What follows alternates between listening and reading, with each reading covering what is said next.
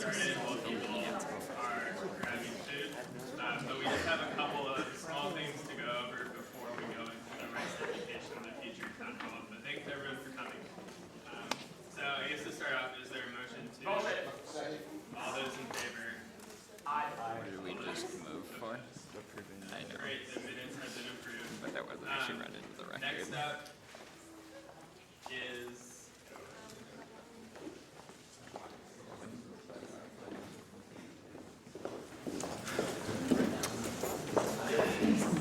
right, so we're going to be voting on the well-being amendment that Abby introduced. Okay, I don't have to present on I that. think it was more than a month ago I was now. worried he was going But to call Abby, me. do you want to give Call a quick BTCP. overview of Oh, what that was?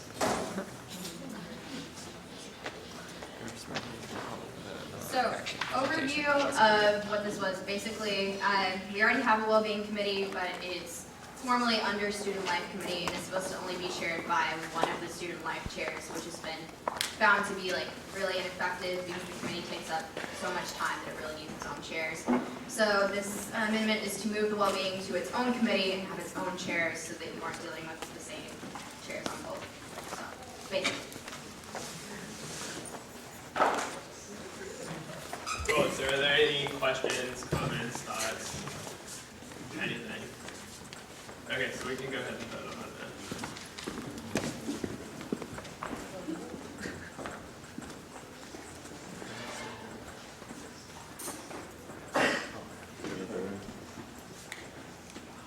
Right, and will votes continue to come in on this incredibly contentious piece of legislation?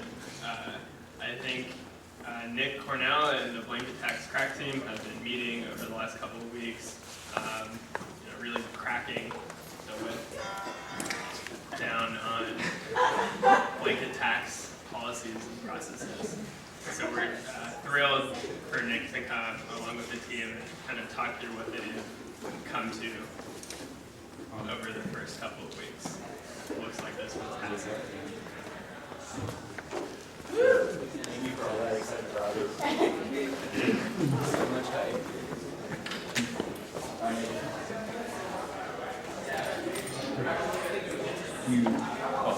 Okay.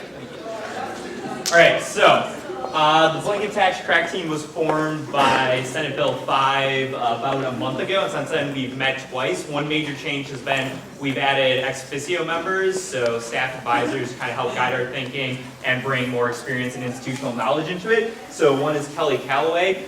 She is in student media, and then the other is Olivia Barker, who's actually here today, and she works very closely with the SA and on the blanket tax committees that have been reviewing Honor Council and the Standing Committee over the past year. So that's kind of her relation to blanket tax.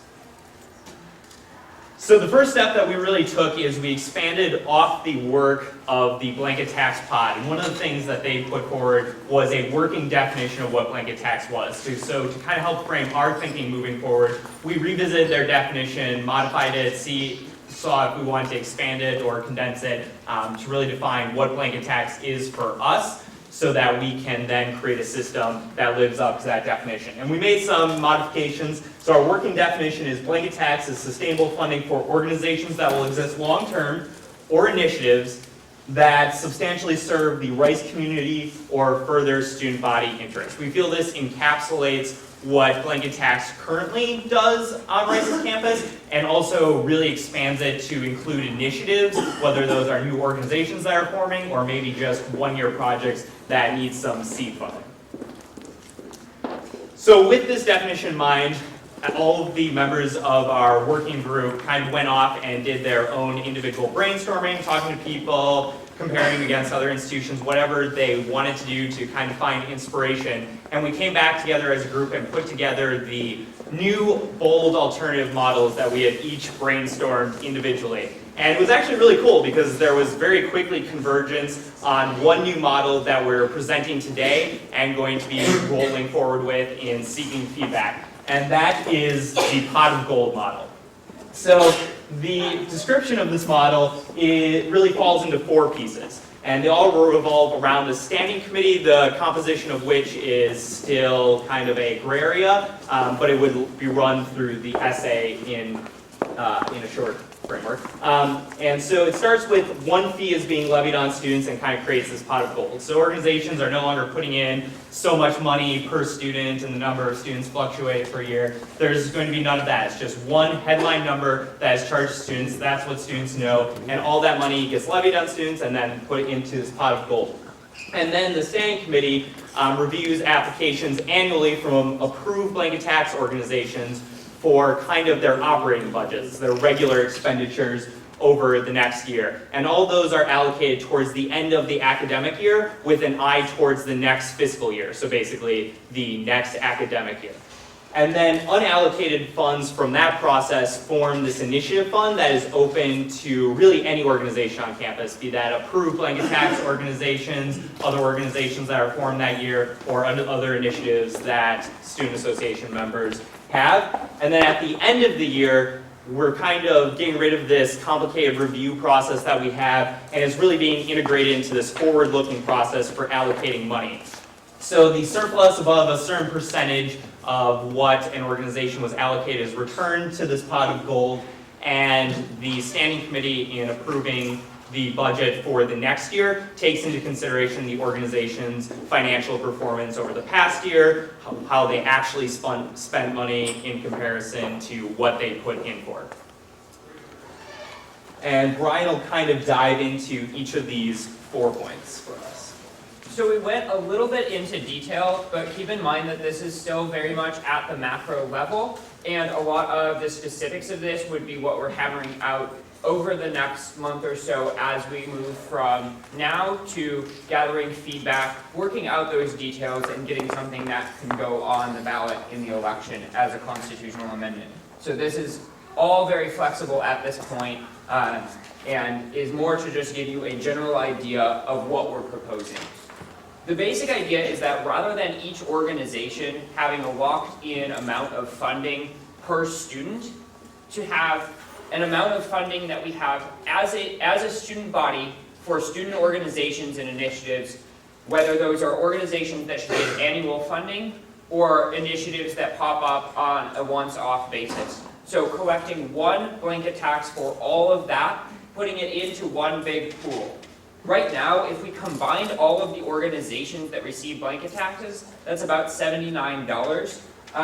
So to make this work, to expand the purpose of blanket tax, it would involve increasing that fee a little bit, because to keep it at the same level would mean that we would have to shave anything for initiatives off of what organizations are currently getting. And while there would be some efficiency gain, we want this to be a much larger scale initiatives fund, thinking maybe not 40K, but something like what the SA 40K can achieve, except on an annual basis. And it is very evident from what we saw in the proposals that there's a lot of ideas out there that could potentially be funded on a model like this. Next slide. So what we would do is the current blanket tax organizations, and then any organization that would be sort of in the future like a blanket tax organization, rather than requesting a specific amount, they would be granted access by referendum to this list of organizations that receive their annual budgets or a substantial portion of their annual budgets from the pot of gold. So at the beginning of each year, or probably at the end of the spring, but looking toward the next year, they would propose their annual budget based on what they had the previous year and what they're doing in the current year. And then a review committee would look at that, and most of the time, if it's just consistent from year to year, probably approve that. Go a little bit more in depth when there's an increase in that. So those organizations would get first access to these funds. So that's sort of like what the blanket tax does right now, except moving on to the next step. We would restrict the ability of the committee each year to just totally cut an organization's funding, and try to allay concerns about whether funding was going to fluctuate a lot each year on this model by limiting the committee to only cutting by a certain percentage. So a larger scale change would happen only if there was a particular issue with an organization, or if voters decided that it should no longer be a subsidiary organization with access to this annual funding on a priority basis. Next slide. And then after that process is done, so after annual budgets for what are now the blanket tax organizations, plus anything we add to that, are settled and approved by the committee, everything left over goes into an initiatives fund that organizations or individual students or groups of students can apply to with a specific proposal of what they want to use the funds for and when they would use the funds, and sort of breaking down exactly how they would spend them. The committee would meet regularly, whether that's on a semesterly basis or a monthly basis, depending on the amount of funds and what we decide works best as a community for reviewing that, and review each clump of applications together. So it would both be looking at the viability of each proposal and whether each proposal is good in its own terms and a reasonable use of money, but also comparing them against each other to allocate limited resources. So there would be some sort of priority that would still need to be worked out. There were a lot of ideas thrown around in our discussion for what exactly that priority scheme would look like. But the first would be the approved organizations, so they get a crack at the pot of gold for their annual budgets. And then once it gets into the initiatives fund, it's the next two levels, which maybe is something for organizations sending members to conferences and educating their members, having priority over smaller one-off projects that aren't as important to an organization's success, like buying a banner. But that's something where we wanted a lot more feedback in terms of what the priority should be, if any, once it reaches the level of doling out the money from the initiatives fund. Next slide. And then the last step is, after all of that money's been dispersed, at the end of each year, organizations that have received funding, whether that's annual funding or they've received funding for a specific project and didn't spend it all, a certain amount of that money would then come back and be returned to this fund and then rolled over to the next year. So this doesn't mean that blanket tax organizations wouldn't be able to save at all, but it means that we would be monitoring each year what they were saving, and that may be approving in their annual budget that they will be setting aside X amount of money for a specific purchase that they might want to make in the future. And then also each year when they're coming up for their next year's budget, looking at what they spent last year and how that impacts how much money they need to get the next year. So if they have $10,000 left over and they have $90,000 of good spending, then maybe that means they take that $10,000 and they only get $80,000 new dollars, but they're approved for an overall budget of $90,000. But again, the details of all of that are things that are still to be considered. Awesome. So kind of looking forward, the plan is, this is just a proposal. It's in the very early stages. There's a lot of gray area in there. So starting in January, when everybody comes back, we're really going to be focused on shopping this model around with a bunch of groups that have invested interest in blanket tax. So that's the student leaders of blanket tax organizations, that's the staff advisors of blanket tax organizations, that is the SA outside the context of an SA meeting, because I'm sure many people have very deep, nuanced thoughts on this. And I also know that today we have a presentation in town hall that will take over time instead. And then also students, because of course they're the ones who are actually paying this blanket tax money. So all of that discussion will be happening in January in a variety of forums, so keep tuned for that. And then moving into February, we'll be putting together the actual language of the amendments to implement this system and put it in front of the voters in the general election. So with that, are there any very quick surface level questions that we can address? Awesome. So we'll pass it back to you, Robin. Amazing.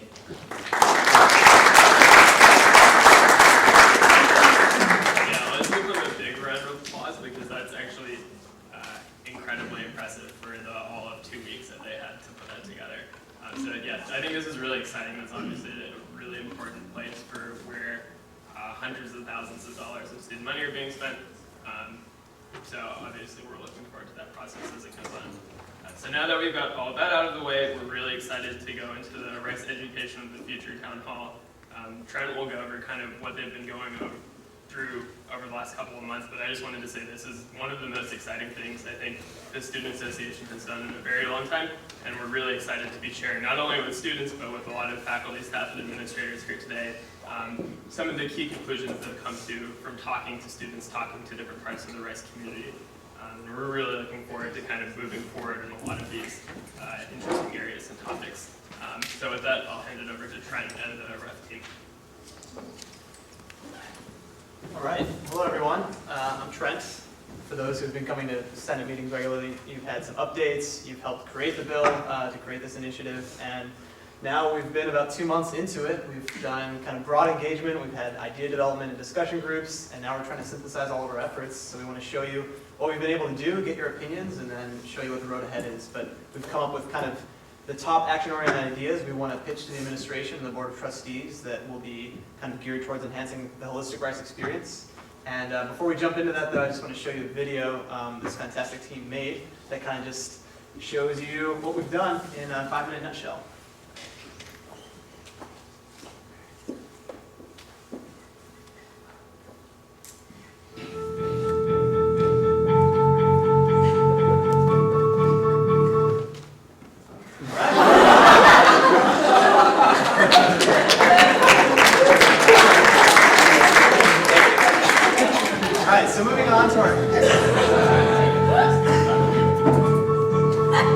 And it all was kicked off after last semester by interviewing a number of graduating seniors. And we asked them, what do you cherish most? What have you cherished most about your Rice experience?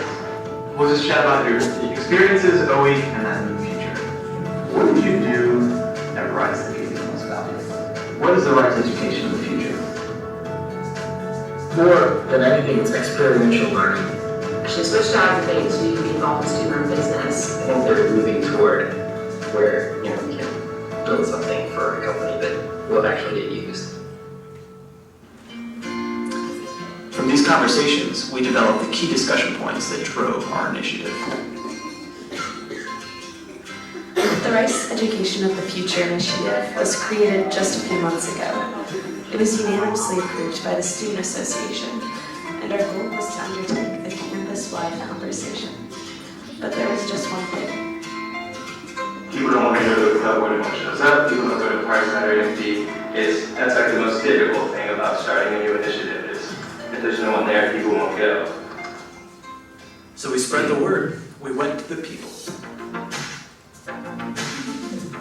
Let me take you back to the first phase of our initiative.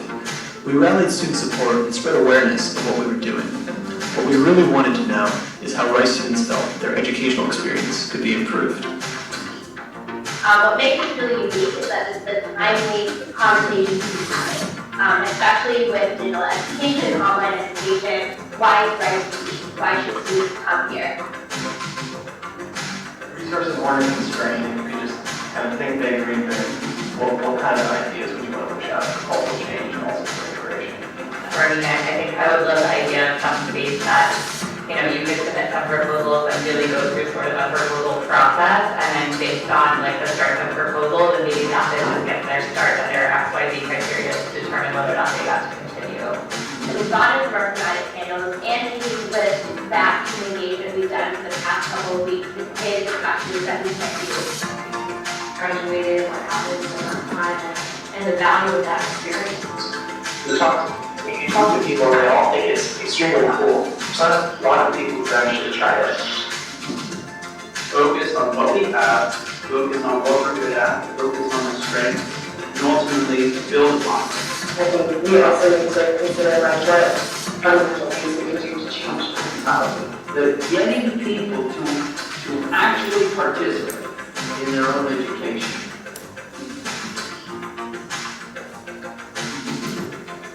I think probably in order to make maximum social impact, you have to combine your academic and career and social impact interests and consider them all one thing. Both life and economic circumstances have changed in such a way that you would want to be the entrepreneurs of your life. So that was really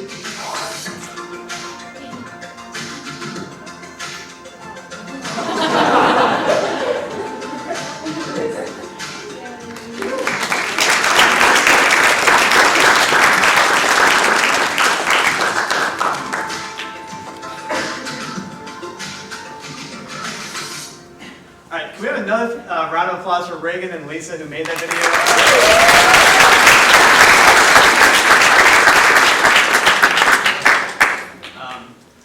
So that's probably the easiest way to share with you what we've actually been up to. Not everyone could have been a part of every single piece of it, but we engaged well over 500 students physically and over 1,000 digitally with Facebook, etc. So really excited to jump into the details, but first, if Dean Hutch is okay coming up here and just sharing kind of how this ties into the administrative priorities. There's something that's been going on now for a couple months called the Quality Education Task Force that's bringing together kind of the administrative and faculty side of enhancing the rights education. So if Dean Hutch, if you don't mind, just a couple minutes of sharing with us how this might tie together at the end of the semester moving forward.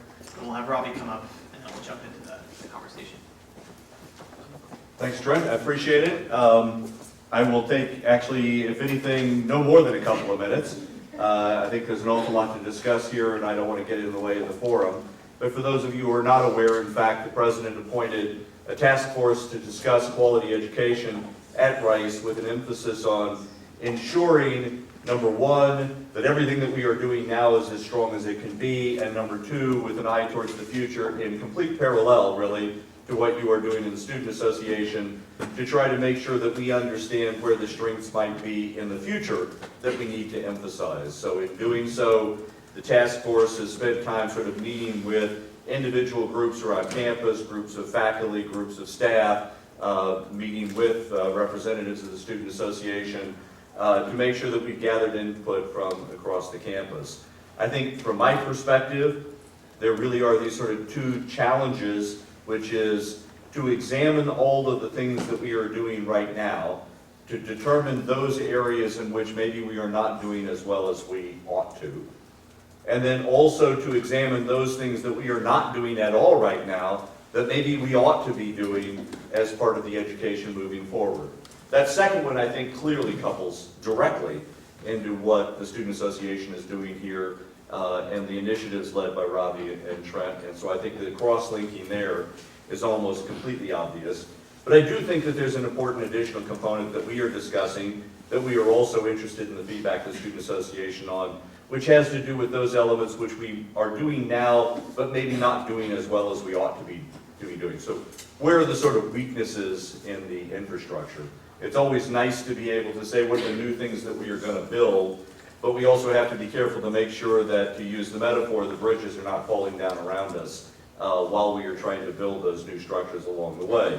So we want to make sure that we put an emphasis on both of those aspects. I don't know whether it was a coincidence that simultaneously the administration undertook this particular effort and the Student Association undertook this particular effort. But whether it was coincident or not, I do think it represents a strength of our community that we are all at once interested in the same subject, which is, as we look forward, what are the things that we really value about the Rice education, and what are the things that we might value about the Rice education in the future as we look forward to an evolving university. So I think the reality is, I'm going to keep this short because I think you're going to be discussing tonight exactly the same things that we are discussing in the Quality Education Task Force. Now, how are we going about this? Part of it is by examination of past data we've collected, doing really careful data analysis from the senior exit surveys which have been done over the past 2 or 3 years. And now, thanks in large part actually to the Student Association, we have a wealth of new data coming in from the survey of all students that was a major goal of the Student Association to conduct, and in cooperation with John Cornwell's office, we now have an enormous amount of information that we can look at, and collectively, that's going to help us understand the fundamental value question, which is, if we have limited resources, and we always do, so that's really not much of an if, no matter how wealthy you are, you always have limited resources. Rice is a wealthy school, and nevertheless, we spend everything we have.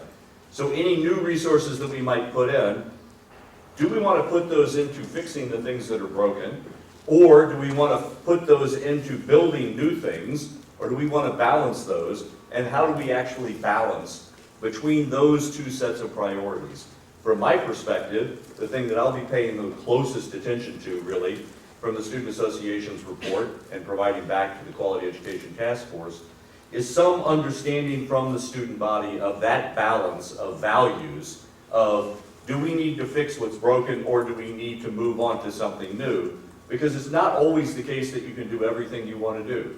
With limited resources, no matter what, you always have to make those choices. So for me, as a representative of the task force, that's what I'm going to be listening to most closely as all of you in the Student Association voice your views of where we're going. With that, I'm going to give it back to you. Thank you, Hutch.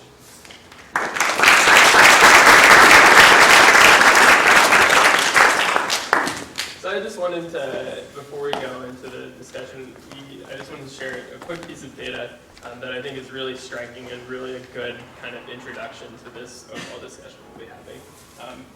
Next slide. If I think everyone in this room has probably seen it, but if you're at the Student Association Town Hall with President Lebron, he showed this slide. I think he also showed the same slide in some of his faculty and staff town halls as well. But basically, he's looking at the overall Rice experience and where people gain value from. And so, a couple of decades ago, mostly in the classroom, in the University of 2025, you get your value out of all these different experiences: leadership, research, community engagement.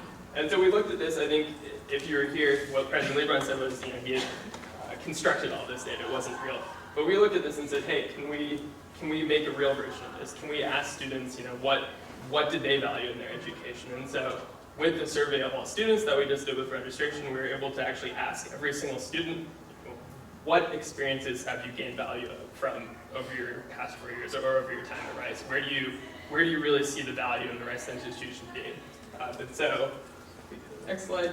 This is kind of a teaser of some of the questions that we asked in the survey. We asked a bunch of different questions. This is just kind of a high-level overview.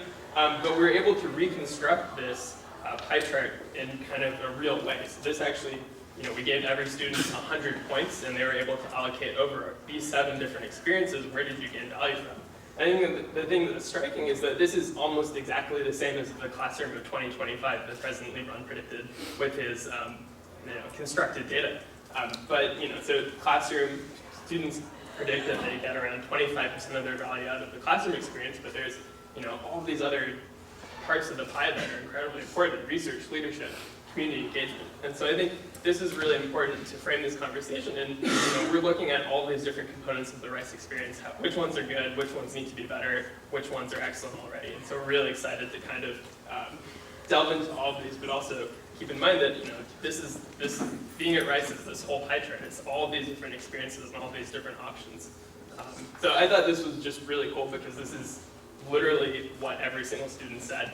And so this is a very representative piece of data. Also, if you just switch back to the last one, I think it's striking how similar it is. It's almost exactly the same as in President Lebron's one. So maybe by coincidence he has amazing powers to predict this kind of thing. With that being said, we'll go back into the conversation.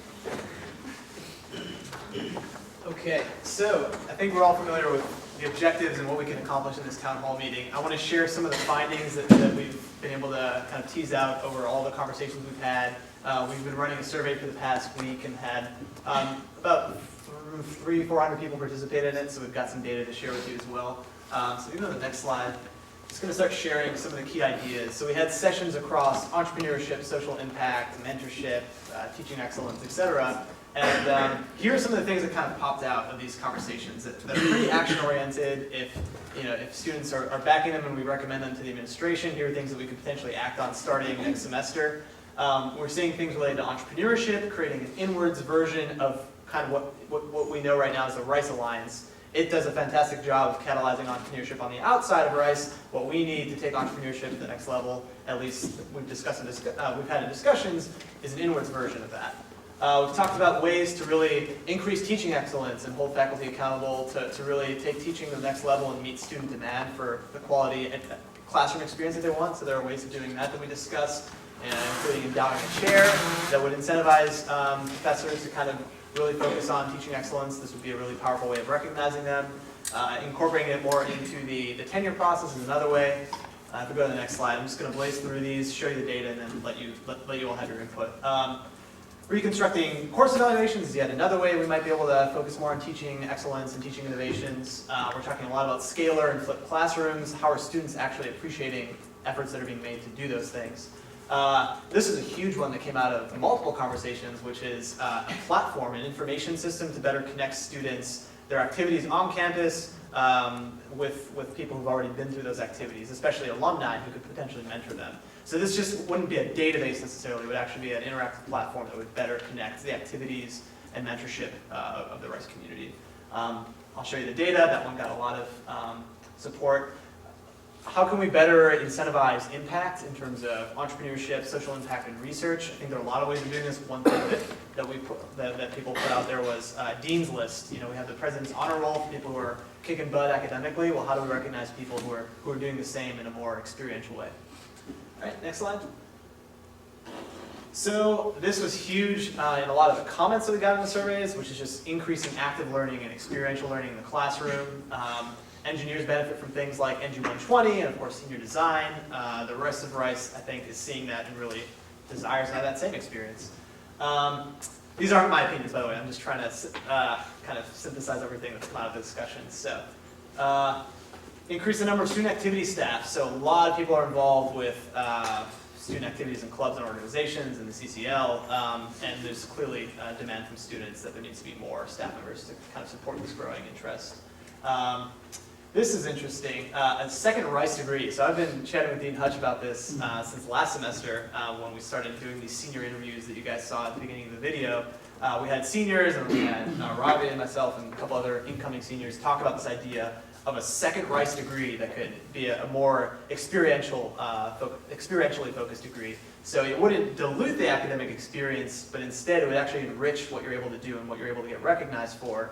Some of the comments that we got in our surveys that academic expectations are really, really heavy on students, and there might be a certain population of students that actually can excel without having that kind of academic pressure, or load at least. So it's an interesting idea. And then we have two more. Creative design spaces on campus. For those of you who know what H&D is up to, that's already kind of a conversation that's being had. How can we use existing space in residential colleges, as well as space on campus, other parts of the campus, to actually have creative design thinking spaces that would kind of support social justice activities, entrepreneurial activities, student-run businesses, meeting spaces. So that was another idea. And then lastly, just engage Houston in a bigger way with courses and entrepreneurs and leaders and residents. So here are the 11 ideas that we were able to extract from our 10 different conversations and all of our student engagement. And then we have some data behind it from surveys. So we'll just jump to the next one that kind of gives you a better view. So basically the way to look at this is the most blue shows kind of the strongest amount of agreement. So that this biggest amount of blue is aligned with creating the Rice OWL platform. You can also see that I believe it's a new undergraduate degree is another. Is that the other one? New undergraduate degree. No, that's right here. New undergraduate experiential learning classes got a lot of support. There's another way of viewing this graph. Couldn't decide which one looked the best. But yeah, we basically, if you go 2 slides from here, we wanted to also know, okay, these are all the things you support, but what are your top 3 things that you would really want to back? So, simply put, the Rice OWL platform, more experiential learning classes really stuck out, and of course an inward-facing entrepreneurship organization. That had the highest number of top choices. So about 300 people, ranking them in all different ways and combinations. Those are the 3 things that really stuck out. So we're here to have a conversation about all of this, but if I had to condense this into a report and say administration, here are the 3 things the student body are heavily supporting, it would be entrepreneurship organization, an info system to better connect the Rice community, and more experiential learning classes. So I would like to know from you, what do you feel about this? Are there ideas up here that you don't agree with? Are there ideas up here that you think should be up here? Are there ideas that aren't up here that you think should be up here? Next slide, let's see. It's good to know that people actually like that we're having this conversation. So a good amount of the 250 people who responded said that they agree or strongly agree that we should be having this conversation in the future. So with that, let's just jump into conversation. I'm happy to just take any questions by hand raising, but we also have a line set up for text. So if anyone wants to anonymously post questions or comments, I'll keep my eye open for that next slide. Okay, let's jump into it. Megan. I saw that the endowed chair for teaching excellence was like 4th or 5th. So would that be like a traditional endowed chair in that you basically hold it almost indefinitely? or would it be like a recurring thing? Because we have so many like teaching excellence kind of like stars on campus, and they stay forever. And so if one person had that chair for 30 years, I don't necessarily understand how that would incentivize teaching excellence for everyone else. That's a great point. So a lot of this right now is about kind of, as Dean Hutch was saying, like understanding what students value. So we'd work out the logistics probably next semester if students really bought into that idea, but we want to make sure it recognizes multiple people, not just one person for his or her entire tenure. So that's a great point you're bringing up. We could Would it be like a traditional endowed chair? it could definitely be different from that, yeah. Can we go to the last bar graph, slide 34, I think? Yeah, that one. I would actually just point out that number 10, so I think that's the more spaces for something, is like almost on par with the entrepreneurship as far as the number of people who are naming it in the top 3. So that one, while maybe it's not like the first thing that we'd all go to, is something that it looks like a lot of students do strongly care about.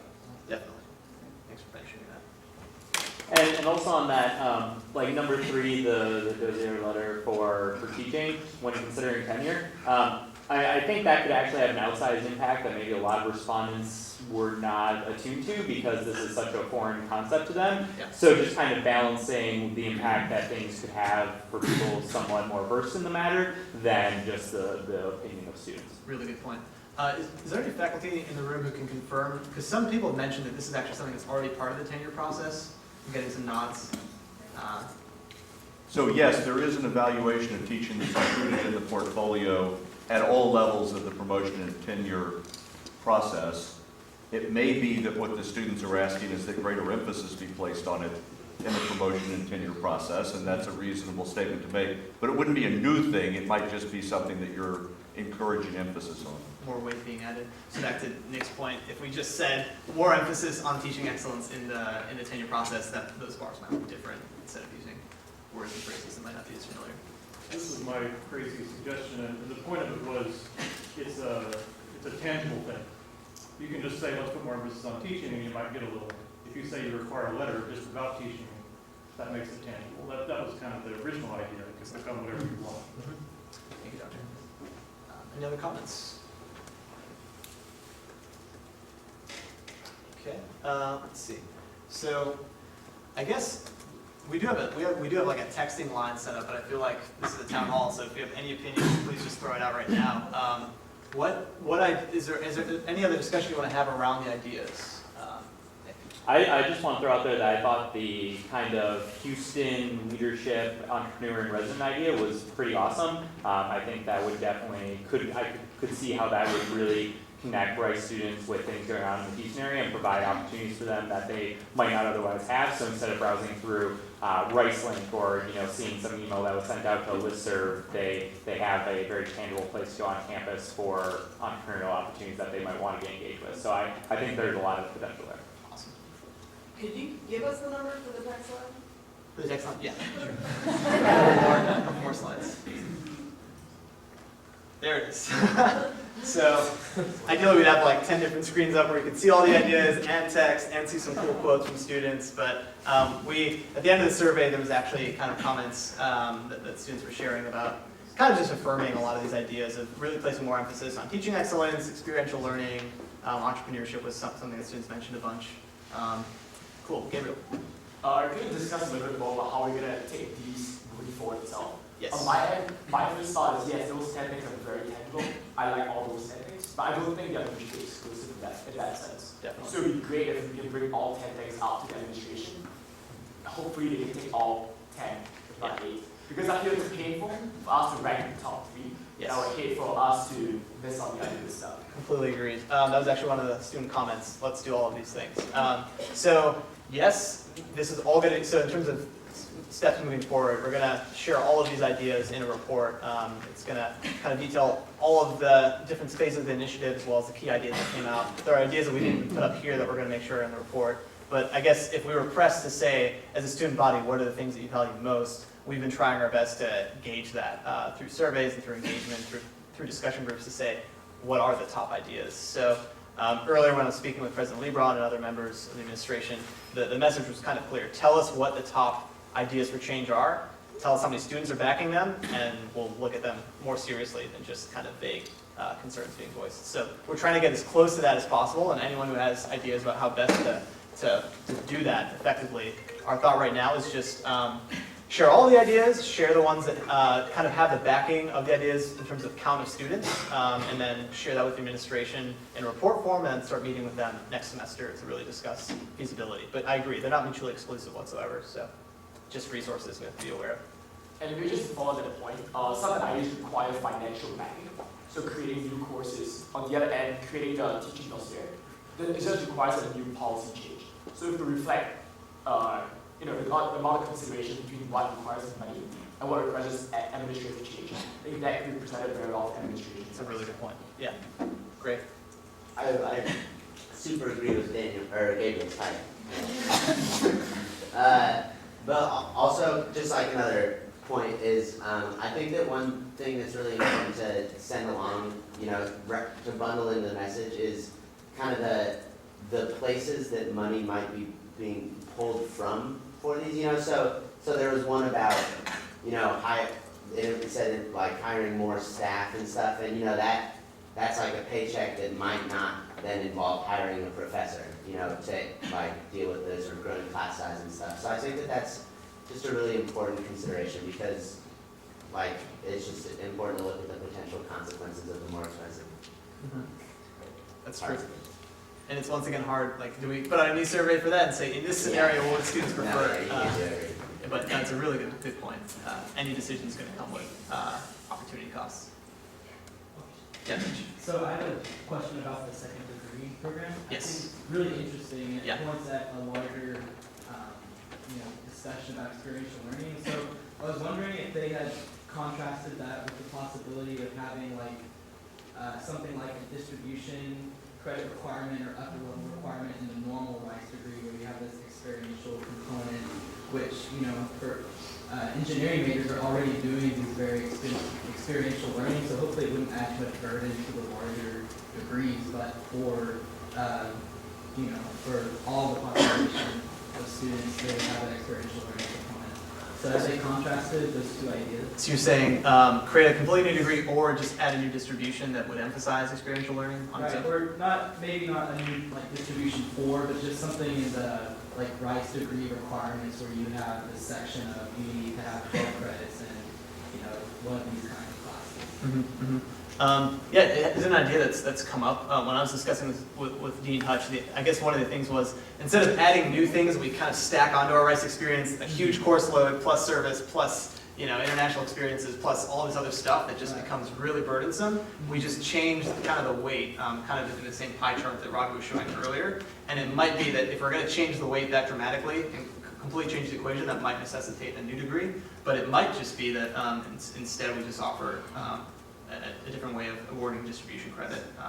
So incoming students would apply 1 or 2 tracks. Is that what you're saying? In order to get into, so once again, logistics aren't nailed down, but I would think, upon entering Rice, it might be an option for you to start aiming towards one of those degree tracks. But yeah, Dean Hutch, is there anything you want to add to this experiential Rice degree, or you think we did a pretty good job representing it? I don't know if I'd ever regarded it as a different degree. Okay. Or the same degree that could be pursued by multiple different pathways. Okay. But I don't imagine that this substitutes for the existing Rice degree, but rather offers alternatives that allow students to mix together some of their priorities in a different way. That was the way I thought of it. Yes, yes. Okay, so alternate track towards earning the Rice degree. I like that. Yeah. Okay, noted. Oh, questions. Would a different grading system be in place for this experiential learning programs? And how would this experiential learning degree be viewed by industry?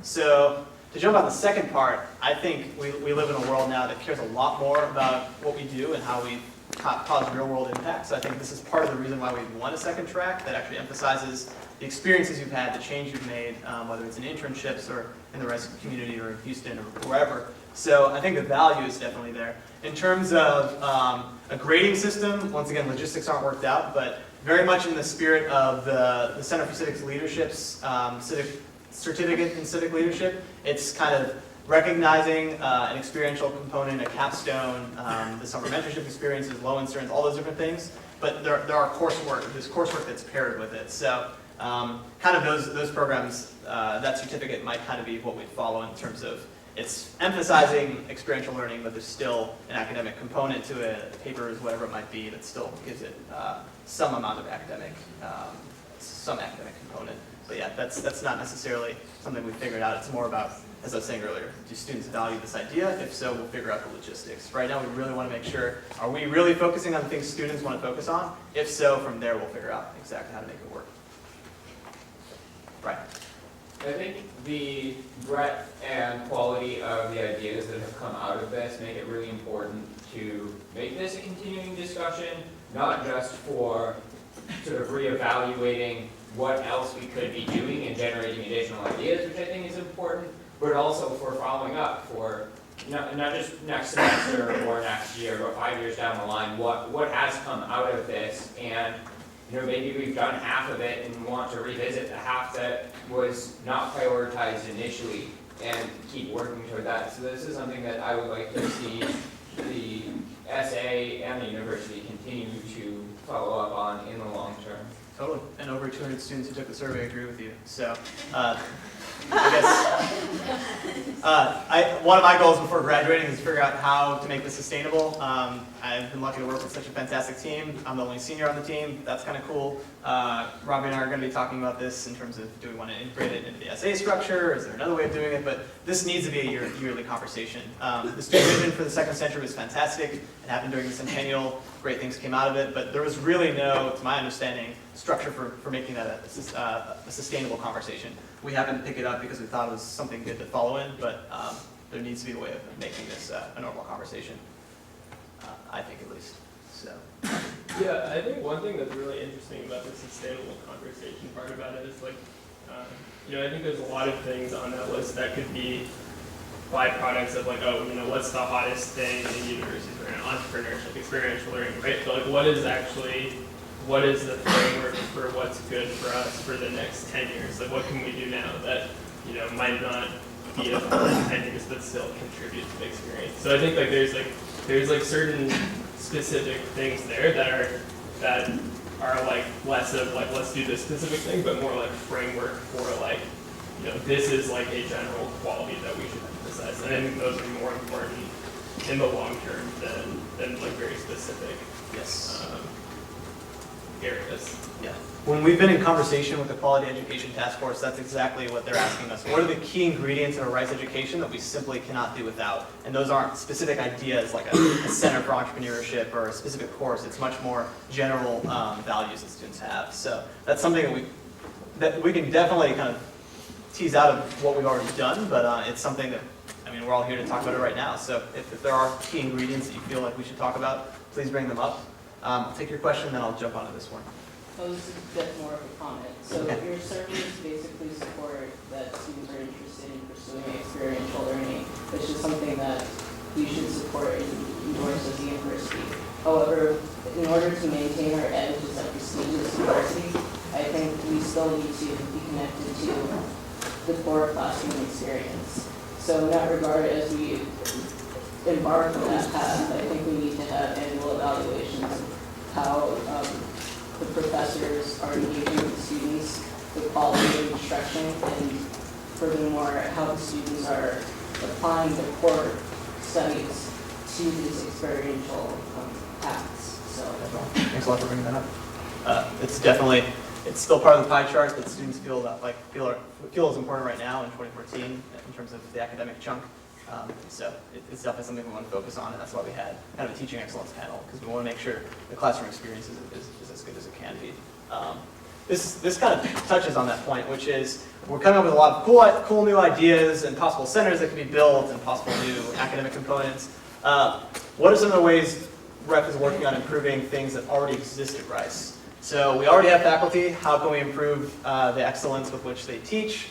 We already have spaces. How do we improve the way in which they're used in terms of, if we have a classroom, if we have 3 classrooms at McMurtry College and one of them isn't being used that often, can we turn that into a space that can allow students to catalyze ventures and do other things like that? I think we are trying to touch base on playing to our strengths and playing to what we already have. So some of the ideas that were mentioned, I do think fit into the existing kind of resources that already do exist.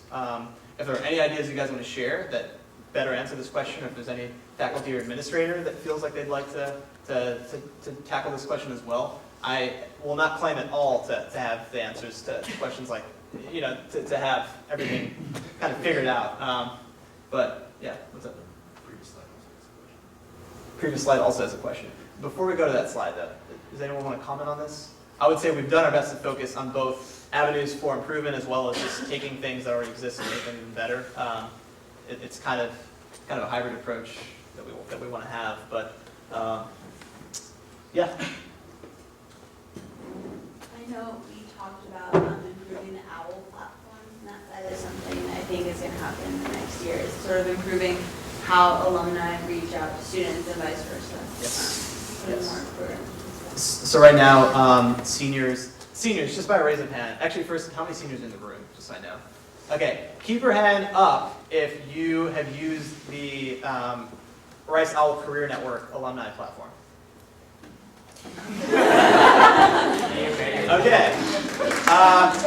Just trying to point something out here. A, there's an awareness issue, and B, there might be a utility issue that people aren't viewing it as something that's valuable to them. So we want to make sure that what we're providing to connect with each other and with alumni is not just a database, but actually a full-fledged platform that is easy to use and highly valuable for students. So that's something that exists that we want to build upon and improve. How are you guys working with the Future Alumni Committee to make those connections? Yeah, we met with them. We had this discussion group. Hannah was one of the members, and we've invited alumni, kind of alumni staff and Center for Career Development staff to our different meetings. So it's been a consistent theme throughout all our discussion groups, and we've been invited now to some kind of focus groups that they're having. It's kind of been a really good collaboration over the past 2 months. So it's just an ongoing conversation, and we've been sharing these ideas with them, and they're trying to figure out how they can actually act on them or take a different approach. But yeah. So it's kind of a little out of left field, but certainly something I'd like to see improve is academic advising. Not specifically the Office of Academic Advising, but academic mentorship programs. I know there are the academic fellows, but I think that there are certain ways that Rice sort of, once you get here, you get your divisional advisor for a week, and then you're kind of left alone trying to figure that out, or schedule a meeting with academic advising. I feel like there could be some improvements in that, especially because one of the reasons I came to Rice was its smaller size and interaction with teachers, and I think we want to maintain the Rice experience, especially as things become more like MOOCs and other. What really defines being at Rice is having that interaction with your professors and also receiving more personal academic help. So something I'd really like to see improved that's currently existing is, yes, we have an office of academic advising, we have academic fellows, but can we make it easier for students that need help to get that help? Yep. I think if we did a quick survey, a lot of people would agree with that. The only question is what specific action can we take to enhance the quality of academic advising? Yes. I also kind of have a comment on that in terms of OE. So OE thinks about that every year with the Office of Academic Advising really hard. And so when I was a freshman, we met, every single person met with their divisional advisor, and it's moved to kind of like a need-based system based on what you indicate. If you indicate I'm going to take classes in everything, they put you as a divisional advisor, but they don't put everyone in them anymore because people complained that it was unnecessary to meet with a divisional advisor at that point in your career because they didn't feel like they were either specific enough, this isn't someone who's a chubby and they're a bio-y and I'm really chubby when I grow up, or they were I'm lost as a student and so I don't even know what to say to this advisor. And so that's the feedback that they got in the last kind of 2 years from students, and they've been trying to move to more helpful need-based models. So I guess I feel like academic advising is underutilized, but it's all there. I feel like I have more than enough advisors who have been my advisor over my time. I probably have 20, you know what I mean? Between PAAs, fellows. So I kind of fundamentally disagree with that point. I really appreciate you bringing that up because in every single discussion group we had, there was, at some point, everyone came to the same conclusion. There's what Rice is doing to help Rice students, and there's the initiative Rice students are taking to take advantage of those resources. And I don't think either of them are at full potential, but it's important to realize that it is a two-way street, and Rice students have kind of responsibility to recognize what resources are available and make full use of them. So I appreciate you bringing that up. I think if there still are specific ideas for enhancing the quality and breadth of academic advising, please do let me know or let anyone on the task force know. I do want to get to one question, and then there are a couple more questions here. What type of interactions are students looking for with alumni? Before I answer this, can we just have like 5 or 6 people just raise their hand and let us know? Like, what kind of things do you wish you could be doing with alumni right now or earlier on or in the future as a Rice student?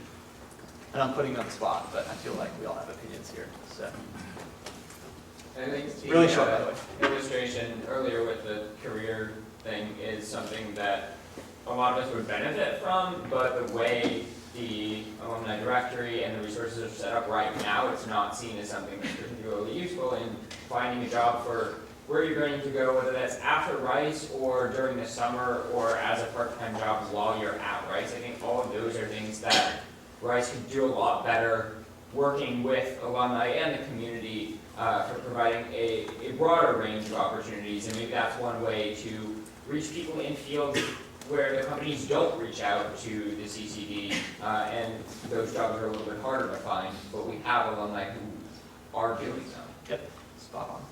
Any other ideas?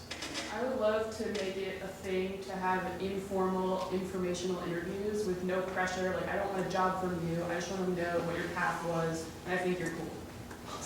Yes. More ideas. What else you guys want to do with alumni? It can be really short. I think it's really interesting to be able to kind of look at, maybe have like more defined places where we can see what alumni graduated with what majors, and so then you can contact them and talk to them and see what they're doing now, so you can kind of have a better idea of where you're going to go with this major and what options you have. Yes, and probably preferably earlier than senior year, when you actually do have access to that database that does have their majors. Idea. I'm actually not a Rice student. I'm here on an overnight visit, but I think this might be of use. I think like maybe as a future Rice student, I haven't been accepted yet, but if I were a Rice student, just looking forward, something I would want to get out of that would be kind of how they utilize what Rice has to offer, and post-graduation, how they use that to advance their career. So how did you take advantage of Rice when you were at Rice, and then how did that serve you after you graduated? That's awesome. Thanks, appreciate it. Anyone else? Yes. I think expanding off of that, I think it would be great if it wasn't just so job and career focused and teacher focused. I wish it was more of a mentorship and more of like a relationship between you and the alumni, because we are a small school and I think we need to take advantage of that. Yep. Okay, I know we have to wrap up. Are there any final thoughts that you guys want to leave us with? This is a town hall made up of all of us, so you guys can have the last say if you'd like. Gabriel. I just think this discussion is really timely, and I think on behalf of whoever here, we just want to thank you guys for the book you guys have done. I appreciate it. Thanks.